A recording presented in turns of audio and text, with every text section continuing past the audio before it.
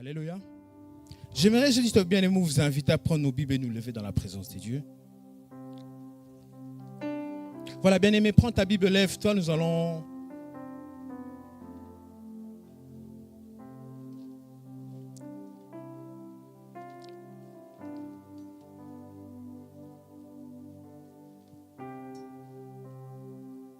La Bible dit dans le livre de Psaume 107 au verset 20, alléluia, on va lire une autre écriture, mais je dis par rapport à cette écriture que je viens de dire, Psaume 107 au verset 20, la Bible dit ceci, il envoya sa parole et la parole les guérit.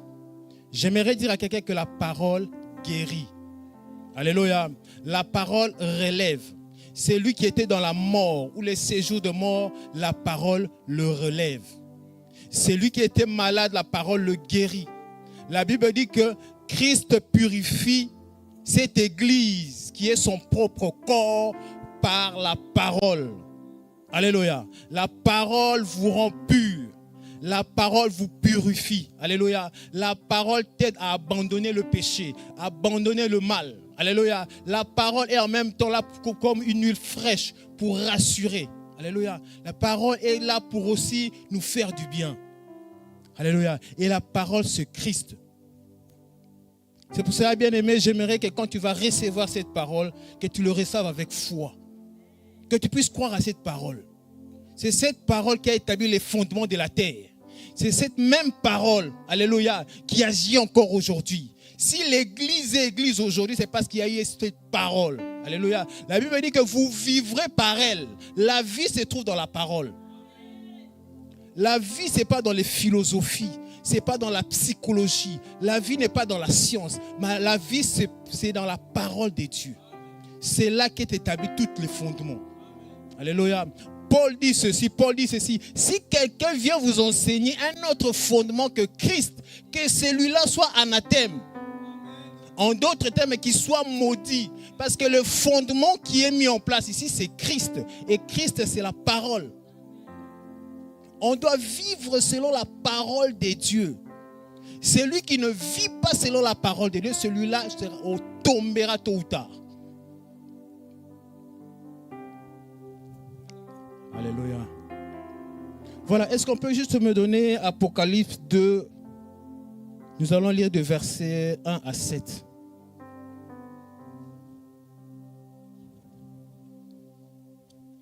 Voilà, très bien. Voilà. La Bible dit ceci. Avant de lire cette écriture, juste pour rappeler, pour ce mois d'août, nous sommes dans ce thème « Reviens à ton premier amour ». Alléluia. En d'autres termes, nous voulons revenir aux premières habitudes de l'Église. Nous voulons revenir aux prémices de l'Église. Comment l'Église primitive a commencé avant que se perde dans tout. Et c'est ça, justement, la raison pour laquelle je me présente devant vous. Justement, pour rappeler ces œuvres de la première heure. Ces œuvres que l'Église, alléluia, a accomplies au milieu des prodiges. La Bible dit ceci, pour Apocalypse 2, verset 1. Écrit à l'ange de l'Église d'Éphèse. Voici ce que dit celui qui tient les 16 étoiles dans sa main droite. C'est lui qui marche au milieu des 16 chandeliers d'or. Je connais tes œuvres, ton travail et ta persévérance. Je sais que tu ne peux supporter les méchants, que tu as éprouvé ceux qui se disent apôtres et qui ne le sont pas, et que tu les as trouvés menteurs. Que tu as de la persévérance et que tu as souffert à cause de mon nom, que tu n'étais point lassé. Verset 4. Mais ce que j'ai contre toi, c'est que tu as abandonné ton premier amour. Alléluia. Le problème que Christ a envers l'Église ici, c'est que l'Église a abandonné son premier amour. David dit que les paroles de charme bouillonnent dans mon cœur.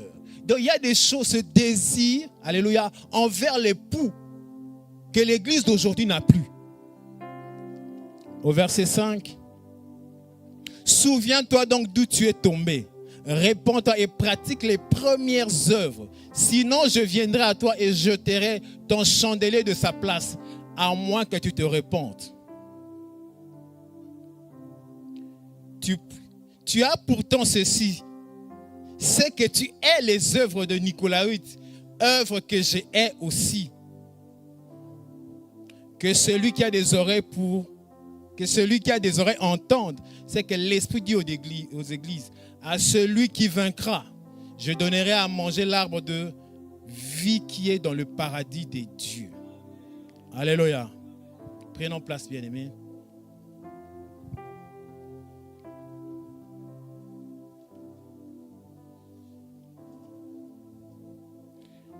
Ici, bien-aimés, on parle de l'église qui est située dans la ville d'Éphèse. Éphèse était une ville de ce qu'on appelle l'Asie mineure.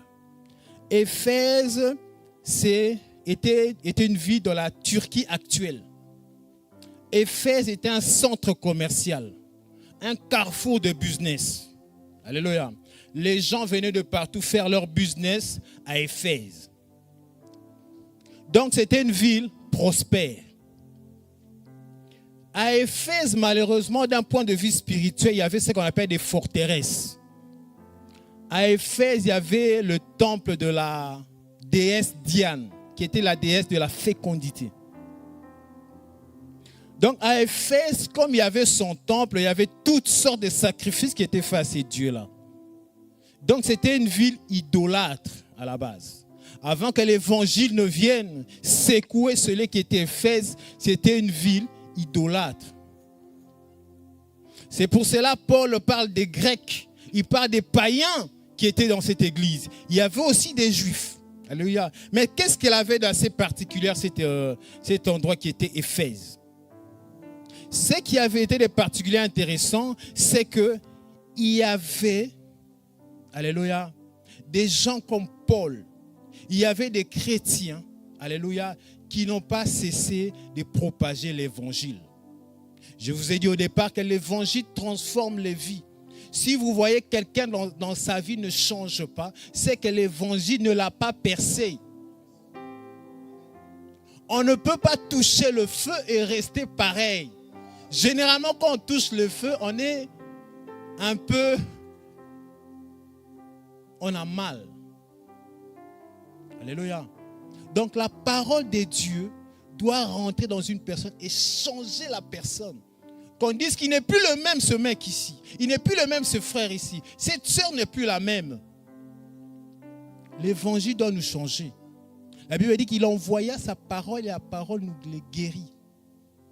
La parole guérit du péché. Alléluia. David dit, je dévance les veilles pour méditer sur ta parole. Et je règle mes actions suivant tes ordonnances. Ça veut dire quoi? Ça veut dire que la vie de David, c'était une vie de méditation de la parole de Dieu. En Israël, quand quelqu'un devenait roi, on lui remettait le livre de la loi. Alléluia. Pourquoi on lui remettait le livre de la loi? Pour qu'il puisse agir conformément à ce qui était écrit. Parce que le roi en Israël était en même temps juge. Donc il devait trancher des affaires.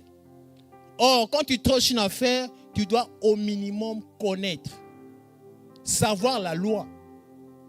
Parce que la loi, c'était la loi de Dieu qui était remise au roi afin qu'il puisse agir conformément à cela. Et donc, il devait être établi juge dans le pays. Alléluia. C'est un peu dangereux d'accéder à une position sans connaître la loi. De devenir père de famille sans connaître la loi de Dieu. Alléluia.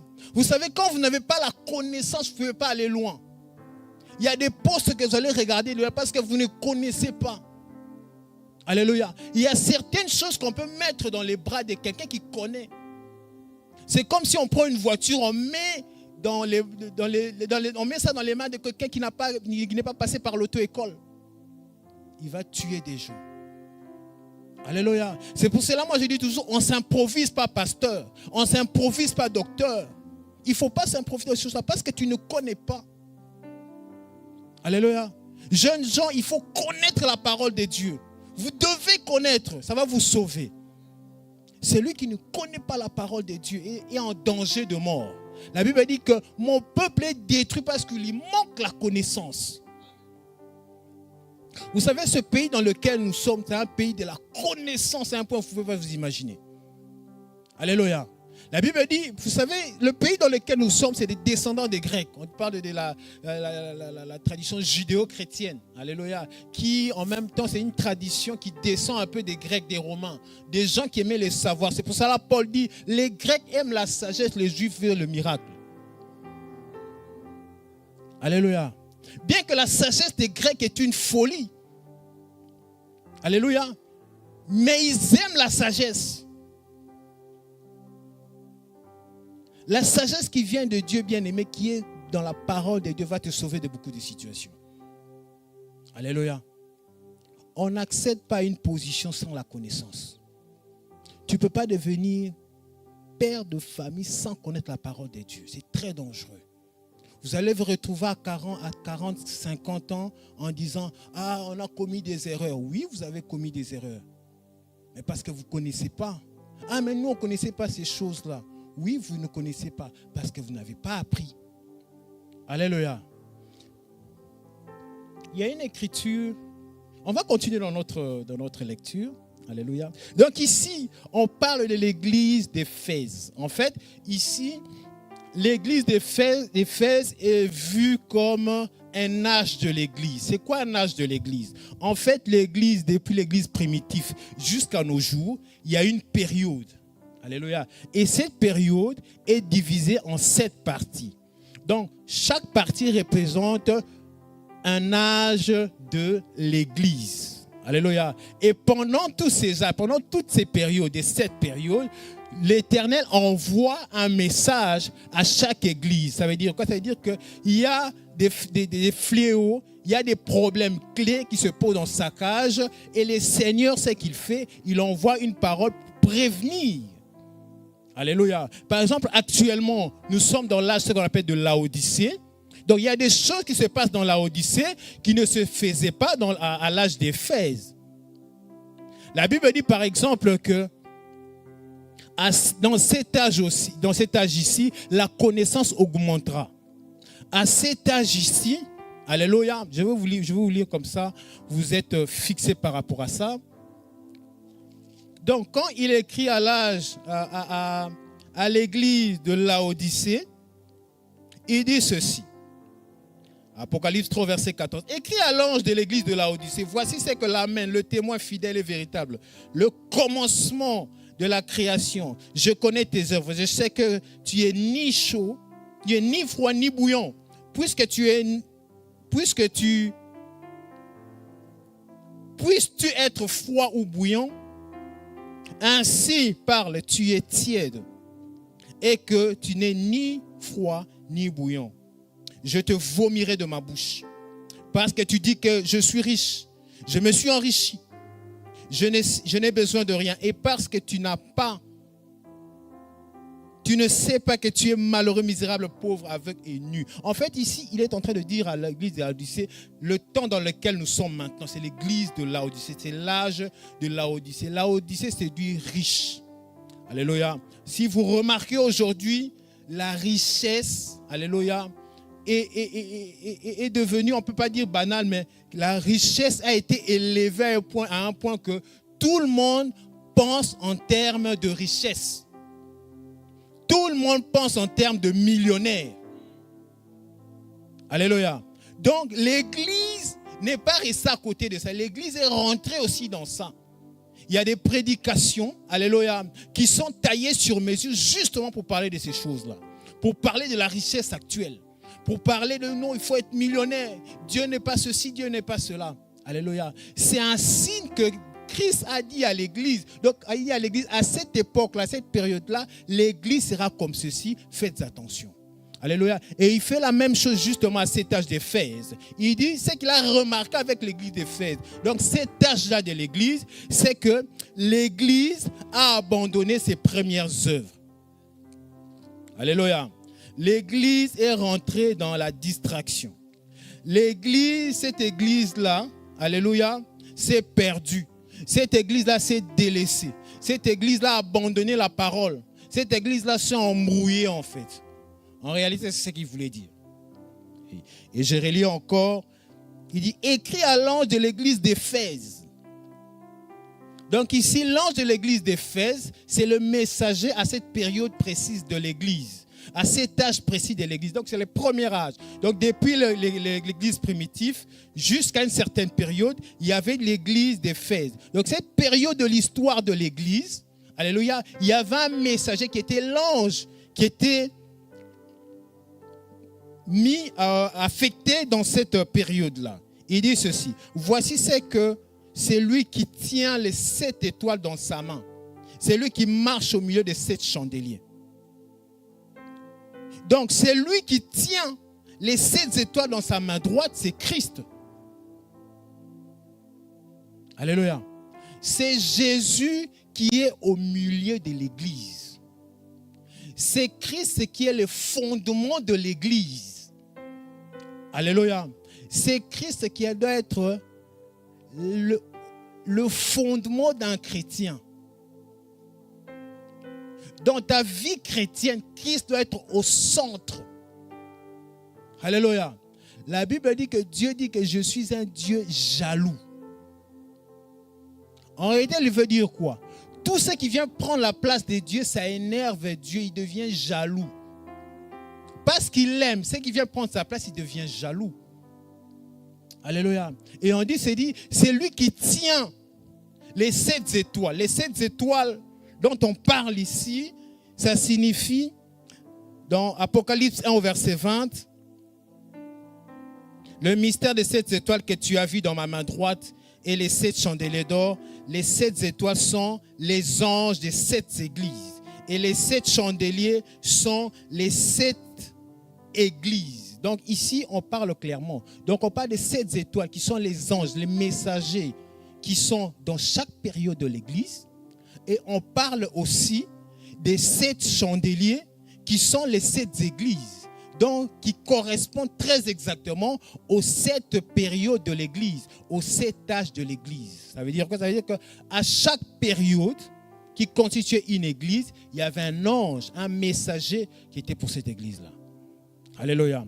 Mais on dit aussi que, ici, il dit, c'est lui qui tient les 7 étoiles dans sa main droite. La main droite, c'est synonyme de puissance. Alléluia. Si on lit dans le livre de... On va lire tout de suite. Psaume 118. Est-ce qu'on peut mettre Psaume 118 au verset 15? Alléluia. Donc retenez bien, c'est lui qui tient les 7 étoiles. Il les tient ou dans sa main droite.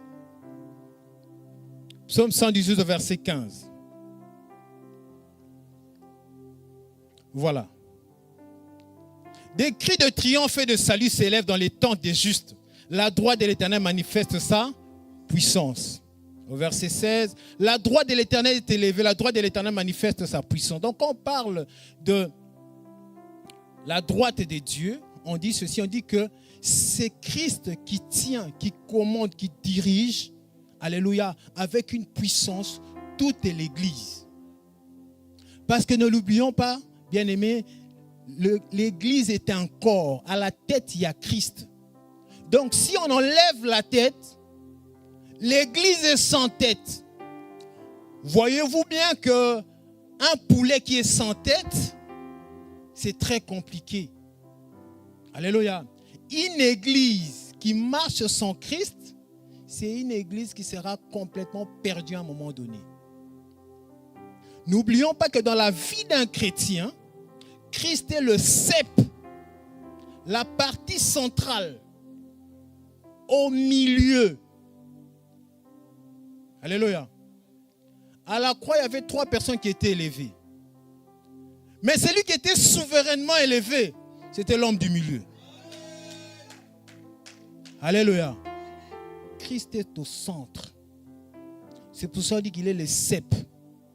Pour produire les œuvres de la repentance, il faut être attaché au cep. Le cep, c'est le tronc d'arbre. Ce qui vient s'attacher, c'est les sarments, c'est les branches. Celui qui n'est pas attaché à Christ va produire des œuvres mortes. En réalité, il est mort parce qu'il n'est pas attaché à Christ. C'est pour cela qu'on parle des païens comme l'olivier sauvage qui vient se greffer à l'olivier cultivé, qui est le cep, la colonne vertébrale. Alléluia. Un chrétien, pour produire les bonnes œuvres, doit être attaché à Christ. Celui qui n'est pas attaché à Christ, vous allez voir ce qui va se passer dans sa vie. Alléluia. Les œuvres mortes. Voilà pourquoi parfois on est dans l'impudicité des années, on n'arrive pas à se tirer de là. On est dans le péché des années, on n'arrive pas à... Les choses n'avancent pas. Et comme généralement on ne se pose pas toujours la question, on continue à avancer. Alléluia. On voit bien que ma vie c'est chaos, mais je continue quand même à avancer. Pourquoi? Parce qu'on m'exhorte, je suis à l'église, je chante, tout continue à avancer. Mais à un moment donné, prenez du recul.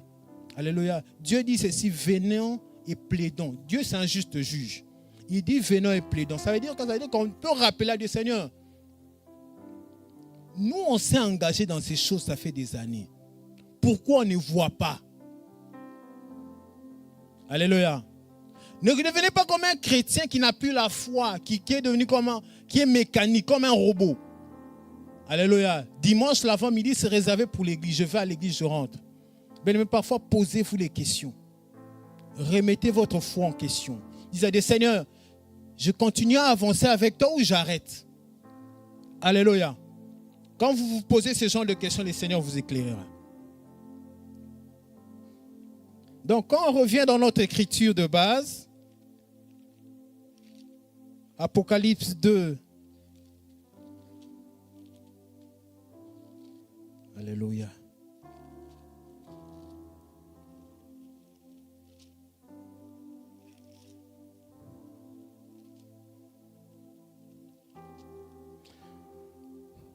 Voilà, on dit ceci. Donc, Christ est au milieu de 7 chandeliers d'or. Christ est toujours au centre de l'église. Alléluia. La Bible dit, il n'appartient pas à l'homme de guider ses propres pas quand il marche. Il appartient à Christ de guider les pas d'un chrétien quand il marche. C'est le Saint-Esprit qui conduit l'église. C'est le Saint-Esprit qui conduit un chrétien. Alléluia. La Bible dit que les enfants d'Israël, quand ils sont sortis d'Égypte, devant, le jour, il y avait la colonne de nuée et la nuit, il y avait la colonne de feu. La même colonne, le jour, c'était la colonne de nuée. La même colonne, la nuit, c'était la colonne de feu. C'est ça qui guidait Israël. Alléluia. Donc un chrétien ne peut pas croire qu'il peut se guider lui-même. Alléluia. Demandez toujours l'aide du Saint-Esprit. Alléluia. David, quand il voulait monter contre les Philistins, à chaque fois il disait, Seigneur, monterai-je contre les Philistins ou pas? Alléluia. Et le Seigneur, au même moment, lui donnait la réponse. Saoul était rejeté, il est allé voir à Dieu, il dit, Seigneur, monterai-je contre les Philistins ou pas? La Bible dit que l'Éternel ne lui répondit rien. Faites attention quand l'Éternel ne répond rien. Alléluia. Revenez d'abord en arrière pour comprendre les choses. Alléluia. Au verset 2, la Bible dit ceci, je connais tes œuvres. Ici, on est en train de parler de l'église d'Éphèse, de cette période-là, alléluia, de ces chrétiens-là. On dit ceci, je connais tes œuvres, ton travail, ta persévérance. Je sais que tu ne peux supporter les méchants, que tu as éprouvé ceux qui se disent apôtres qui ne le sont pas, et tu les as trouvés menteurs. Alléluia. Bien-aimé, l'église d'Éphèse était l'église qui a prouvé les apôtres. C'est comme l'église de Bérée. L'église de Bérée, c'était l'église qui analysait les Écritures. On nous prêche aujourd'hui, je prends ma Bible, j'ouvre. Bon, il nous a prêché, c'est très bien. Paf, il vérifie. Alléluia. Et à un moment donné, ils se sont rendus compte qu'il y avait beaucoup de faux apôtres. Des gens qui prêchaient pour leur ventre. Alléluia. Combien d'entre nous analysons ce que nous écoutons sur les réseaux? On écoute et puis, alléluia. Faites attention avec la sémence qui rentre en vous, bien-aimés. Ça peut vous détruire. Alléluia. La Bible dit ceci. Il continue. Je connais tes œuvres. Quelles sont les œuvres des Éphésiens? Je vais vous citer quelques œuvres des Éphésiens. Est-ce qu'on peut me donner juste cette écriture? Acte 19 au verset 1. Acte 19 au verset 1. Voilà, le temps que ça apparaît sur l'écran, j'aimerais dire que ces œuvres, c'était comme les œuvres de l'église primitive. Voilà, on va y arriver. Donc, elle est là, déjà, c'est bon. Donc, les œuvres de l'Église ici, c'est les œuvres de la première heure. La Bible dit qu'ils persévérèrent dans les enseignements des apôtres. Ils persévèrent dans les enseignements des apôtres. C'est ce que les Éphésiens faisaient. Les Éphésiens écoutaient Paul parler. Les Éphésiens écoutaient la parole de Dieu. Ils étaient vivement touchés. La Bible dit ceci. Pendant qu'Apollos était à Corinthe, Paul, après avoir parcouru les autres provinces de l'Asie, arriva à Éphèse. Et ayant rencontré quelques disciples, il leur dit: avez-vous reçu le Saint-Esprit quand vous avez cru? Ils lui répondirent: nous n'avons même pas entendu dire qu'il y a un Saint-Esprit. Donc ici, c'était vraiment, ils étaient dans le vide. Alléluia. Ils étaient complètement perdus. Ils n'ont même pas entendu parler du Saint-Esprit. Et il dit: de quel baptême avez-vous donc été baptisés? Et il répondit: du baptême de Jean. Alors Paul dit: Jean a baptisé du baptême de repentance, disant au peuple de croire en celui qui venait après lui, c'est-à-dire en Jésus. Sur ces paroles, ils furent baptisés au nom du Seigneur Jésus. Alléluia. Bien-aimés, qu'est-ce qui se passe ici? Ici, on regarde les œuvres d'Éphèse de la première heure. Ils ont dit qu'ils ne connaissaient pas le Saint-Esprit. Paul dit que ce n'est pas grave. Venez ici, on va vous baptiser. Il les a baptisés. Ça, c'était les œuvres de l'Église primitive. Alléluia. Où les gens étaient vivement touchés par le discours de Pierre. Ils ont dit: hommes frères, que ferions-nous? Et Pierre les a répondu: que chacun de vous soit baptisé au nom de Jésus-Christ. C'est une œuvre de la première heure. Une autre œuvre, alléluia. Est-ce qu'on peut me donner Acte 19 au verset 6, juste après ceci? Lorsque Paul leur eut imposé les mains, le Saint-Esprit vient sur eux et ils parlaient en langue et prophétisaient. C'est ça les œuvres de la première heure.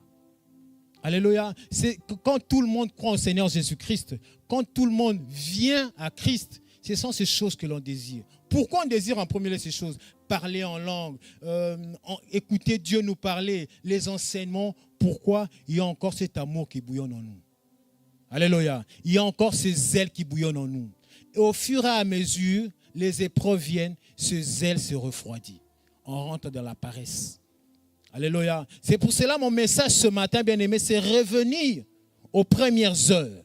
Quand on a cru au Seigneur Jésus-Christ, avoir ces zèles. Alléluia. David dit ceci, David dit: ce que je désire ardemment dans mon cœur, c'est habiter dans ta maison. Alléluia. Ce que je désire, mon plus profond désir, c'est ça. Alléluia. Donc, Cantique de Cantique, il dit: tu es le narcisse de Saron. Donc, tu es cet époux parfait. Alléluia. Où est ce désir aujourd'hui dans l'église? Alléluia. Pour venir à l'église, on doit vous tirer. Les pasteurs doivent rappeler: faites attention, ne soyez pas en retard. Alléluia. Ce n'est pas les œuvres de la première heure, bien-aimés. Revenons aux œuvres de la première heure. Alléluia. Parce qu'il y a une bénédiction qui est attachée aux œuvres de la première heure. La Bible dit que l'église se multipliait. Il y avait des miracles et des prodiges qui se passaient dans l'église. Il y avait des paralytiques qui marchaient dans l'église. Alléluia. Paul en Éphèse, la Bible dit que même il priait pour les mouchoirs, il priait pour les habits. On mettait ça sur les paralytiques. Les paralytiques marchaient. Les œuvres de la première heure. Aujourd'hui, c'est des miracles en cachette. Ah, mais Dieu guérit encore, mais en réalité, on n'y croit plus. On n'y croit plus vraiment. Alléluia. Le Seigneur bien-aimé veut nous amener par cette prédication à revenir comme on était au début de notre foi chrétienne. Où on écoutait l'adoration en boucle. Aujourd'hui, c'est la musique du monde qui a tout remplacé. Pourquoi? Parce qu'il n'y a plus d'amour. Alléluia. On s'est simplement refroidi. Alléluia. Il y en a qui sont devenus froids, mais qui veulent quand même être à l'église. En réalité, ils sont ni chauds, ni bouillants. Alléluia. Le Seigneur veut que nous puissions revenir au premier amour. Alléluia. Quand on nous tirait pas pour nous dire, viens à l'église. La Bible dit, je connais tes œuvres, ton travail. Les Éphésiens travaillaient. Pas seulement servant Dieu, mais ils travaillaient. Alléluia.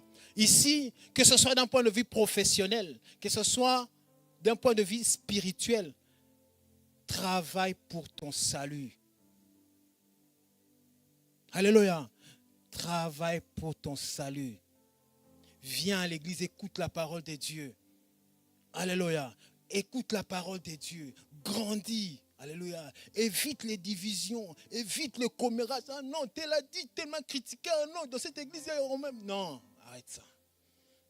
Bien-aimés, ces choses-là ne vous emmèneront nulle part. Ce sont des choses qui étaient à Corinthe. À Corinthe, il y avait la division, les jalousies, la dispute. Il y en a même qui venaient dans la Sainte Seine, ils étaient ivres. Alléluia. Quelqu'un qui est complètement ivre à mort, il vient prendre la Sainte Seine à l'église. C'est ce qui s'est passé à Corinthe. Le vieil homme est revenu en force. Alléluia. Abandonnons ses œuvres. Alléluia. Tu es une femme, ne va pas chercher le mari d'autrui. Dis à Dieu, Seigneur, donne-moi aussi un mari. Alléluia. Tu es une sœur. Non, ne cours pas après les hommes. Non, laisse les hommes mariés tranquilles. Cherche que le Seigneur te bénisse. Alléluia. Bien-aimé, le Seigneur Jésus-Christ nous promet une élévation. Le Seigneur Jésus-Christ te promet une élévation. Dans Ésaïe 60, il dit, mon serviteur sera élevé. Alléluia. Quand on parle de l'élévation, bien-aimé, on ne voit pas toujours les finances. Hein. On ne voit pas toujours, ah non, j'ai acheté une maison, j'ai acheté une voiture, donc je suis élevé. Ça n'a rien à voir en fait. Les païens dans le ténèbre font ces choses-là. Ça n'a rien à voir. C'est peut-être des signes, alléluia, qui manifestent la prospérité intérieure.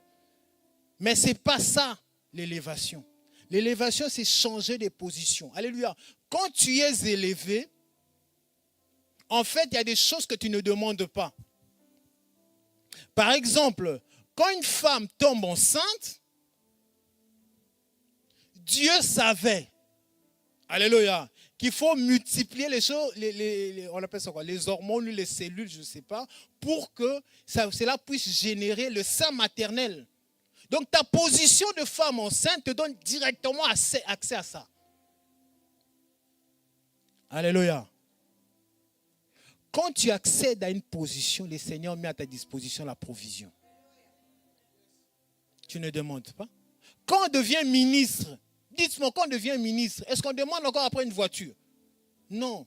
La fonction a prévu une voiture. C'est comme ceux qui ont une voiture de société. Ils ne demandent pas ça.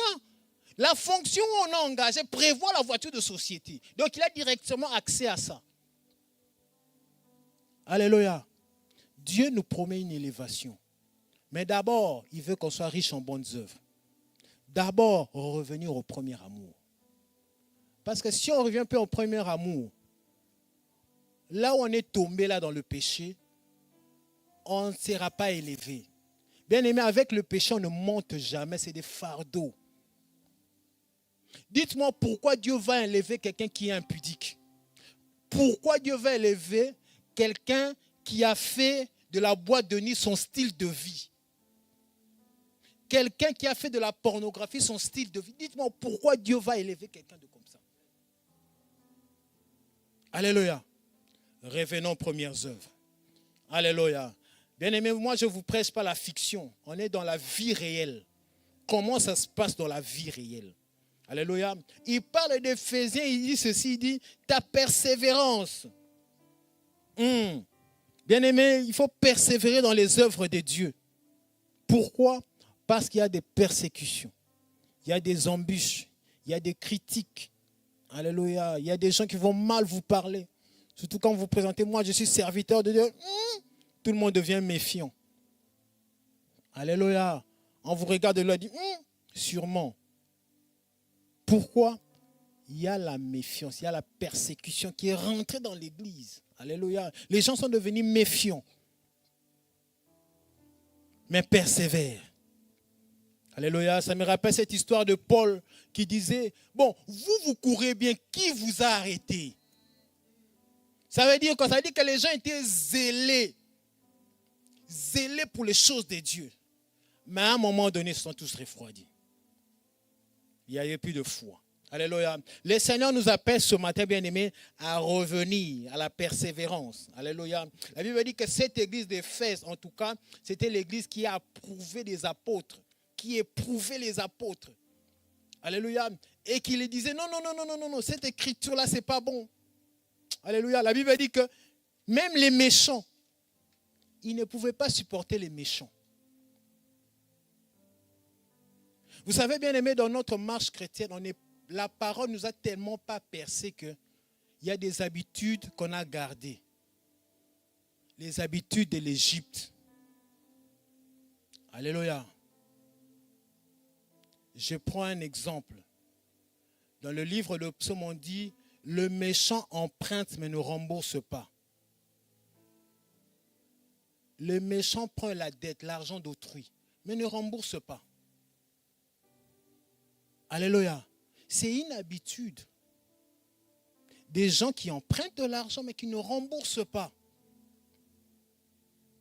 Alléluia. Ce sont ces habitudes qui font qu'on est complètement refroidi devant Dieu. Alléluia. On s'empresse à respecter la parole de Dieu, mais la loi qui est établie dans le pays, on ne le respecte pas.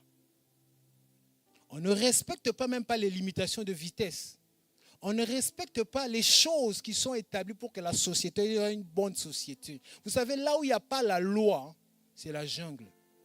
Allez dans certains pays là-bas où il n'y a pas de loi. Vous allez voir ce que c'est. Alléluia. On doit être riche en bonnes œuvres. Respecter les lois. Pas seulement de Dieu, mais la loi qui est établie. Alléluia. C'est à ça que le Seigneur nous appelle aussi. Le Seigneur nous appelle à cela, à revenir aux premières œuvres, aux œuvres qu'on a crues. Alléluia. Et il est content des Éphésiens jusque-là. Il a dit que tu as de la persévérance, que tu as souffert à cause du nom de Jésus. L'église d'Éphèse a souffert à cause du nom de Jésus. Paul a souffert à cause du nom de Jésus. Bien aimé, j'aimerais dire à quelqu'un que la souffrance qu'on a en tant que chrétien ne nous concerne pas personnellement. C'est parce qu'on fait partie d'un royaume de lumière et qu'il y a un royaume de ténèbres qui nous attaque à chaque fois. Donc ce n'est pas vraiment contre toi personnellement. Oui, on subit les effets. Alléluia. Mais c'est des choses qu'on doit accepter en tant que chrétien. Il y a de la souffrance qu'on doit accepter en tant que chrétien. Alléluia. La Bible dit que cette église ne s'est point lassée. Cette église, c'est une église qui a poursuivi le combat. Cette église, malgré les épreuves, malgré ce qu'elle a subi, elle est restée accrochée. Vous savez, s'il y a un des personnages qui a beaucoup souffert dans la Bible, on me fait signe là. Qu'est-ce qui se passe? Ah, ok. Donc, s'il y a un des personnages dans la Bible qui a beaucoup souffert, c'est David. Alléluia. David est un roi, mais il monte sur le trône à Jérusalem 7 ans après. David était un roi fugitif en train de fuir. À un moment donné, il s'est retrouvé avec 600 personnes derrière lui qui le suivaient. Les 600 personnes-là en train aussi de fuir. Parce que Saoul était devenu fou. Alléluia. En train de fuir. Il y a des psaumes qu'il a écrits en train de fuir. Il est dans le désert de Juda, Stéphane l'a dit. Alléluia. Il a fui dans une caverne en train d'écrire la souffrance. À un moment donné, il écrit « Les liens de la mort m'environnent. Les filets de la destruction Les angoisses du sépulcre. Alléluia. La souffrance, la douleur. Bien aimé, pour que l'évangile arrive jusqu'à nous et qu'on le méprise, il y a des gens qui ont payé de leur prix. Si vous regardez ce que Paul a subi, il a lapidé on ne sait combien de fois. Il a connu des naufrages. Il a jeûné comme pas possible. Alléluia. Il a jeûné. Il est parti même jusqu'en Espagne pour évangéliser. Il a écrit. À l'époque, ce n'était pas avec des ordinateurs, bien aimés. Il fallait retranscrire tout à la main. Il faut écrire à la main, bien aimé. Des lettres, il fallait écrire. Il a dit, je souffre dans mon âme. Parce que ce qui s'est passé à Corinthe, il a dit, je ne suis même pas encore arrivé, mais je condamne déjà. Il a dit, l'impudicité qui régnait à Corinthe. Il a dit, je ne suis même pas encore arrivé, mais je condamne déjà. Il souffrait dans son cœur. L'église qu'il a enseignée. Il a dit, je vous ai fiancé à Christ. L'église qu'il a enseignée, c'est complètement perdu. Alléluia. Et Dieu dit ceci. Mais ce que j'ai contre toi. En fait, il a commencé par vanter les choses, les bonnes œuvres des Éphésiens. Il dit, vous êtes persévérants, vous êtes forts, vous êtes des travailleurs. Oh, c'est pas possible. Mais ce que j'ai contre toi, tu as abandonné ton premier amour. Comment on abandonne le premier amour? La Bible dit, jeune homme, veux-tu purifier ton chemin en te conduisant selon la parole de Dieu? Ça veut dire quoi? Ça veut dire que les Éphésiens ont abandonné l'évangile. Quand on abandonne l'évangile, on se perd. Ça veut dire quoi? Ça veut dire qu'on n'a plus de loi. On n'a plus quelque chose qui nous dit ce qu'on doit faire. C'est là que la folie humaine surgit. Alléluia. C'est pour cela que vous verrez que les païens vivent une vie compliquée, désordonnée. Pourquoi? Parce qu'ils n'ont pas une direction. Donc l'église ici, c'est complètement perdu. Alléluia.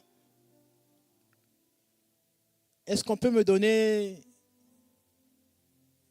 Psaume 119, 8 à 10?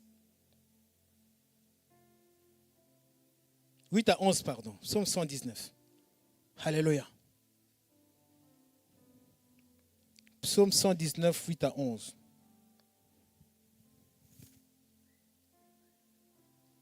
Revenir au premier amour, bien-aimé. Alléluia. La Bible dit ceci. Je vais garder tes statuts. Ne m'abandonne pas entièrement. Comment le jeune homme rendrait-il pur son chantier? En se dirigeant d'après ta parole. Je te cherche de tout mon cœur. Ne me laisse pas égarer loin de tes commandements. Je serre ta parole dans mon cœur afin de ne pas pécher contre toi. Alléluia. Qu'est-ce que David fait? Il serre la parole de Dieu contre son cœur. Est-ce qu'on peut donner Proverbe 1, verset 25? Alléluia. Proverbe 1, verset 25.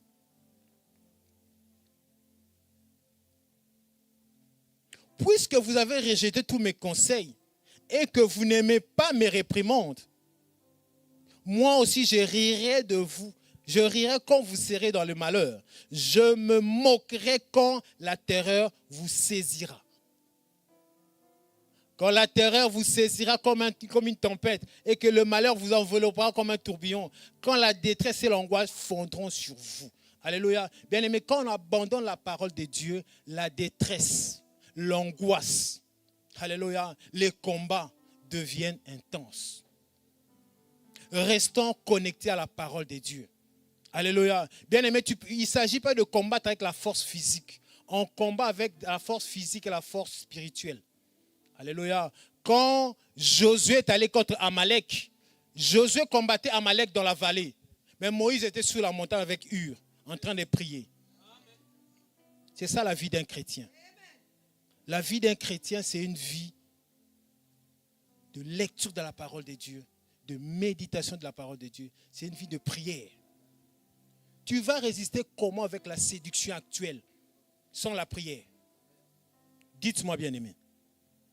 La séduction qui est dans ces temps ici, tu vas résister comment? La prière, bien-aimé. La méditation de la parole. Ce sont ces choses. Alléluia. Jésus dit, priez afin que vous ne tombez pas dans la tentation. Toi, tu pries par la force pour résister à la tentation, tu l'auras où? Zorobabel dit, ce n'est pas par la force physique, mais c'est par l'esprit. Si tu ne pries pas, tu vas aller où? Alléluia. A fortiori un chrétien. Bien-aimé, ce matin, j'aimerais que chacun de nous, alléluia, retourne à ses bonnes habitudes, à ses œuvres. Parce qu'il dit ceci, souviens-toi donc où tu es tombé, répands-toi et pratique tes premières œuvres. Sinon, ça c'est la sentence qui vient. Bien-aimé, quand on ne respecte pas la parole de Dieu, la Bible dit que le Seigneur est un législateur. Mais David dit que c'est le juste juge. Parce que qu'est-ce qui se passe en fait? Quand quelqu'un pêche, il y a un accusateur qui se met à sa droite pour l'accuser. Pour dire non Seigneur, toi tu es le juste juge. Cette personne a péché. Il doit être condamné. Alléluia. C'est pour cela, David dit dans le livre de Psaume 16, l'Éternel marchait constamment à ma droite, afin que je ne sois pas ébranlé. Le Seigneur, quand il est à ta droite, c'est ton protecteur. Si Christ est à ta droite, c'est ton intercesseur. Mais si Christ n'est pas à ta droite, il y a un accusateur. C'est pour cela, Josué, quand on l'a transmis devant le tribunal, devant Dieu, alléluia, on lui a dit, Josué, il y a un ange. Place un ange à sa droite. Pourquoi? Pour qu'il soit protégé. Est-ce qu'on peut me donner... Il y a une écriture là que j'aimerais partager avec vous, bien-aimés. C'est très important. Alléluia. Christ doit être à ta droite. C'est lui ta puissance. La Bible dit, Psaume 109, 6 à 8. Bien-aimé, vis ta vie de chrétien. Mais vis-le correctement. Alléluia. Il y a aussi des bonnes choses à être chrétien. Il n'y a pas que la souffrance, bien-aimé. Alléluia. La Bible dit ceci. Place-le sous l'autorité d'un méchant. Qu'un accusateur se tienne à sa droite. Quand on le jugera, qu'il soit déclaré coupable et que sa prière passe pour un péché. Que ses jours soient peu nombreux. Qu'un autre prenne sa charge. Ça veut dire quoi, bien-aimé? Ici, c'est l'histoire de Judas. On veut condamner Judas. Alléluia. Pourquoi? Parce que Judas avait commis une trahison. Donc il fallait le condamner. La Bible dit qu'on a placé un accusateur à sa droite qui devait l'accuser. Et c'est pour cela, Pierre, quand il vient dans les Actes des Apôtres, il dit que quelqu'un d'autre prenne sa charge. Ça, c'était après que Judas soit crucifié, se soit suicidé. Judas s'est suicidé parce que sa condamnation était déjà prévue d'avance. On a dit qu'un accusateur soit à sa droite et qu'il soit déclaré coupable et qu'il meure. Alléluia. Donc quand un chrétien vit dans le péché, en réalité il est déjà mort. C'est un chrétien charnel.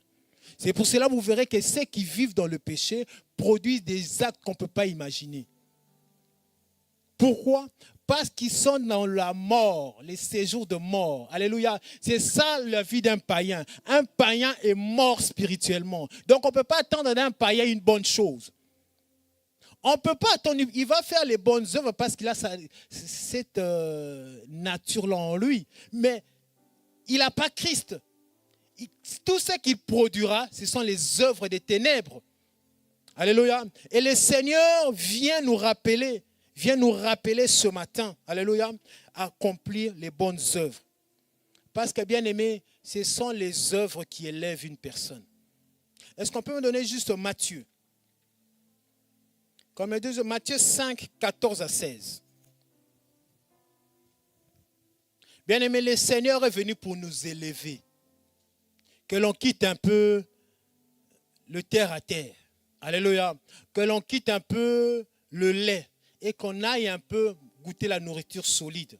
Et qu'on évolue un peu en tant que chrétien. La Bible dit ceci. Vous êtes la lumière du monde. Point. On veut dire ceci. Vous êtes quelque chose qui éclaire. Qui éclaire quoi? Qui éclaire le monde. Vous savez, bien aimé, Dieu, ce n'est pas dans une dimension de Zaventem, de Belgique. Non, Dieu, c'est dans une dimension mondiale. La dimension du monde. Voilà pourquoi quand il parle, vous êtes la lumière du monde. Alléluia. J'aime beaucoup les Américains. Pourquoi? Parce que les Américains, ils réfléchissent en termes des nations du monde. Ils sont dans une autre dimension. Alléluia. Nous, parfois, on est dans une petite dimension. Alléluia. Mais je ne parle pas de ça. Je parle que les seigneurs élèvent. Alléluia. Il a dit, vous êtes la lumière du monde. Ça veut dire quoi? Ça veut dire qu'avant, on était dans les ténèbres. Avant, on était dans le monde. Mais les seigneurs nous attendent dans une autre dimension. À quitter un peu une dimension où on est petit. Mais aller dans une autre dimension. Dans Ésaïe 61, il dit que les nations marcheront à ta lumière. Ça veut dire quoi? Ça veut dire que les nations sont dans les ténèbres. Alléluia. Et que c'est nous la lumière qui devons l'éclairer. C'est un chrétien qui doit guider les païens. Et pas l'inverse. C'est les païens qui doivent copier sur nos habitudes. Qui doivent copier sur nos œuvres. Il a dit, j'ai vu ce collègue de travail-là, c'est un chrétien, mais façon dont il réfléchit, façon dont il fait les choses. Waouh, c'est un modèle. Alléluia. Que ce ne soit pas l'inverse. En disant, la coiffure de Fali là que j'ai vue, honnêtement, mon coiffeur doit me faire la même chose. La façon de parler là, non, pour être vraiment dans le film, il faut être comme ça. Bien aimé, on est en train de copier le monde. Si vous remarquez que le monde est rentré dans l'église, tout est copié sur base de ce qui se passe à l'extérieur. Alors qu'on n'a rien à voir avec tout ça. Alléluia. Je vais lire Matthieu. Matthieu 5, 14 à 16. On peut me remettre ça. Vous êtes la lumière du monde. Une ville située sur une montagne ne peut être cachée. On n'allume pas une lampe pour la mettre sous le boisseau, mais on la met sur le chandelier et elle éclaire tous ceux qui sont dans la maison. Alléluia. Le but, c'est d'éclairer les champions en bonnes œuvres. Alléluia. Parce que ce sont les œuvres qui élèvent une personne dans la société. Si aujourd'hui on regardait Ronaldo, Messi, c'est parce qu'ils ont fait des bonnes œuvres. Ils ont exploité leur talent et ça les a propulsés. Alléluia. Mais ils n'ont rien à voir avec nous. Nous, c'est l'Église. C'est l'Église de Jésus-Christ ici, bien-aimé. La Bible dit que les nations marcheront à ta lumière. Je l'avais dit que la position attire la provision. Puisque tu es la lumière du monde, tu vas attirer toutes les richesses spirituelles et matérielles de ce monde vers toi. Alléluia. Est-ce qu'on peut me mettre Deutéronome 28, bien-aimé? J'aimerais que quelqu'un monte avec moi, bien-aimé. Quitte un peu les serviteurs comme Abraham. Va un peu sur la montagne. Alléluia. Deutéronome 18, s'il vous plaît. Deutéronome 28, pardon. Il faut revenir au premier amour, bien-aimé. Alléluia. Est-ce qu'on peut mettre Deutéronome 28? On va y revenir. Je n'ai même pas beaucoup de temps. Voilà, la Bible dit ceci. Si tu obéis à la voix de l'Éternel, ton Dieu, en observant et en mettant en pratique tous les commandements que je t'ai prescrits aujourd'hui, l'Éternel, ton Dieu, te donnera la supériorité sur toutes les nations de la terre. Alléluia. Bien-aimé, la bénédiction dont on parle ici, c'est la bénédiction qui donne la domination sur les nations. C'est pour ça que quand Ésaü est venu chercher la bénédiction, il a dit, il en a plus, il a pleuré. Pourtant, Ésaü était riche, c'était un chasseur. Pourquoi il a pleuré? Pourquoi Ésaü a pleuré quand on a donné la bénédiction à Jacob? Parce qu'il était devenu esclave de Jacob. C'est pour cela quand Noé maudit Cham, il dit tu seras inférieur, tu seras l'esclave de tes frères.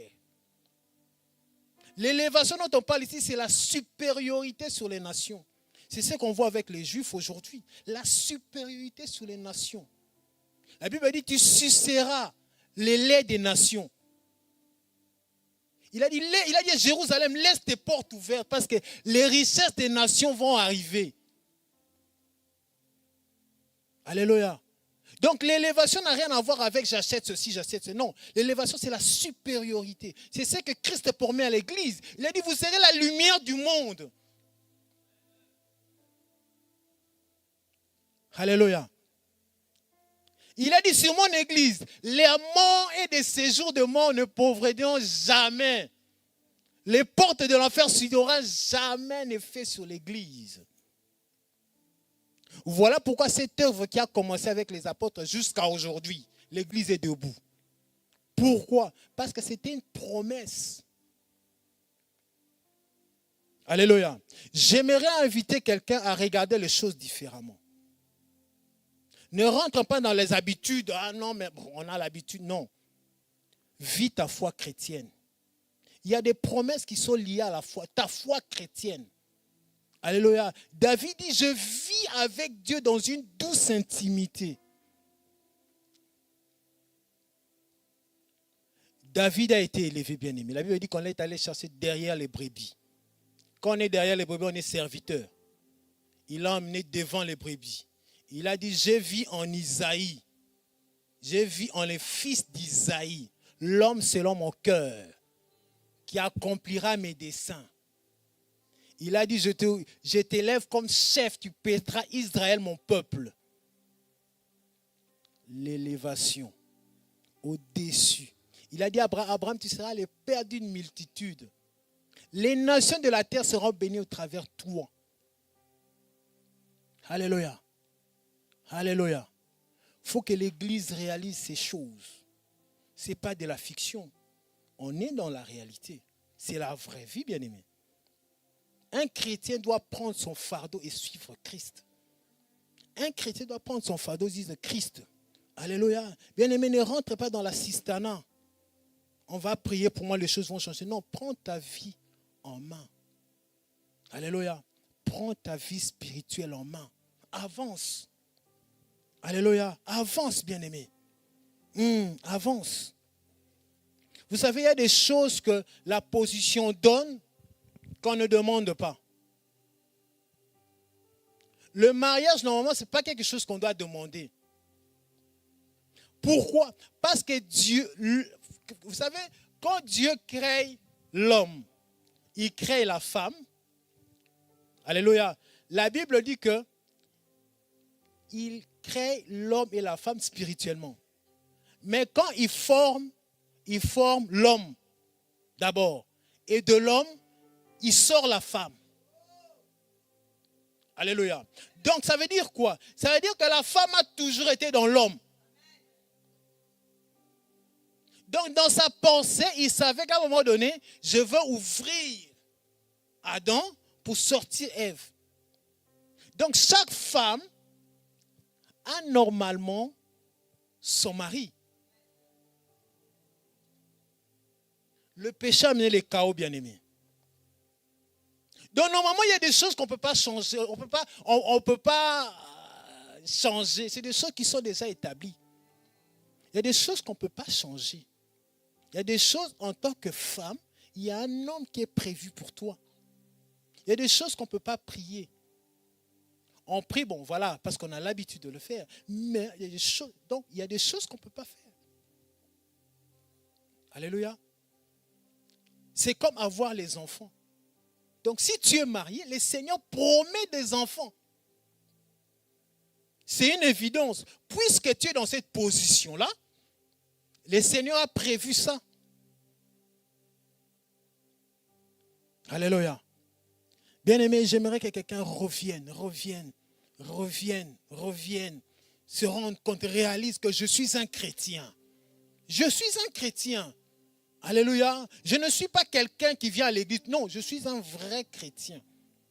Alléluia. Je suis un chrétien normal. Un chrétien normal. Je lis ma parole de Dieu. Je suis là au moment de prière. Alléluia. Je me bats contre un péché. Je dis, Seigneur, sauve-moi de ce péché. Normalement, ce qui devait se faire quand on nous prêche la parole de Dieu, de prendre cette parole comme les bérets faisaient. Il s'assoit, il ouvre. Le Seigneur nous a dit qu'on doit pratiquer les premières œuvres. Quelles sont les premières œuvres que moi je peux pratiquer en tant que chrétien? Quand vous commencez à réfléchir comme ça, c'est là que tu commences à monter. Alléluia. Si la prédication se termine, toi tu prends ta Bible, tu mets au fond du placard, tu dis dimanche prochain. Je pense qu'il y aura un souci à un moment donné. Alléluia. À un moment donné, il y aura un problème. Alléluia. Le Seigneur nous appelle à évoluer. Le Seigneur nous appelle à évoluer, à abandonner la cupidité. La cupidité, c'est l'idolâtrie, l'amour de l'argent. Je m'ai encore choqué quelqu'un en disant que la radinerie, c'est de la cupidité déguisée. Quelqu'un qui est radin, en réalité, c'est un cupide. Parce que l'esprit qu'il y a derrière, c'est l'esprit d'idolâtrie. Alléluia. Abandonnez ces choses-là. Alléluia. Si tu es généreux, tu ne seras pas pauvre. D'ailleurs, la Bible dit que l'Éternel donne avec largesse. Alléluia. Bien-aimés, priez votre Dieu. N'abandonnez pas l'alliance avec Dieu. Alléluia. Ne méprisez pas les promesses de Dieu. C'est pour l'Église. Christ a promis des choses à l'Église. Christ a promis la vie éternelle pour l'Église. Ce n'est pas pour les gens du dehors. Alléluia. L'arbre de vie, la vie éternelle, c'est pour l'Église. C'est pour nous les chrétiens. Alléluia. La richesse spirituelle, matérielle, tout ce qui s'ensuit, c'est pour l'Église. Alléluia. Bien-aimé, travaille pour ton salut. Travaille. Le salut, c'est très important. Le travail, c'est très important. Je vais terminer par là, comme ça on va prier. Il faut travailler. Professionnellement, quand vous êtes au travail, travaillez. Vous êtes au boulot, travaillez. Ne soyez pas quelqu'un qui va tout regarder l'heure, il revient. Il regarde, non, travaillez. Comme si vous travailliez pour le Seigneur. Parce que, vous savez, il y a des personnes souvent qui disent, ah non, moi le travail, dès que le patron me froisse un peu, je pars. Si vous êtes comme ça, arrêtez cette habitude-là. Parce qu'il faut s'en rendre compte d'une chose, bien-aimés. Derrière votre travail, surtout les pères de famille, il y a une famille qui dépend de ça. Alléluia. Ça veut dire quoi? Il y a des destinées qui dépendent de votre travail. Paul dit travaillez comme si vous travaillez pour le Seigneur, pas pour être vu des hommes. Alléluia. Vous entendez des analyses comme non, moi quand il s'agit de Dieu, je travaille dur, mais quand je travaille professionnellement, bon, je fais ce que je dois faire. Non, bien-aimé, travaille comme si tu travaillais pour le Seigneur. Alléluia. Le Seigneur nous amène à ça. On doit être excellent partout. C'est nous, bien-aimés, la lumière du monde. Alléluia. La Bible dit que si tu ne pratiques pas les premières œuvres, je vais venir, je vais ôter les chandeliers de ta place.